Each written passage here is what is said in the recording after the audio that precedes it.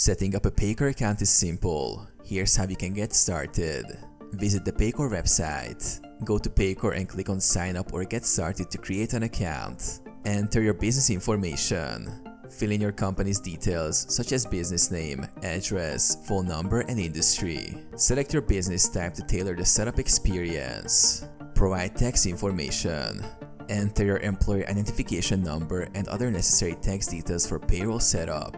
Ensure compliance with local, state, and federal regulations. Create user accounts. Set up the primary administrator account and assign roles. You can add other users such as HR, personal, or managers with specific access permissions.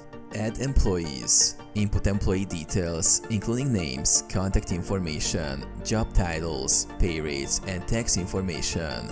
You can upload employee information in bulk via CSV if needed. Set up payroll. Choose your pay schedule and input bank details for direct deposits. Configure tax settings and deductions based on your business needs. Integrate time and attendance. Set up time tracking for employees if you need it, integrating it with Paycor's payroll system.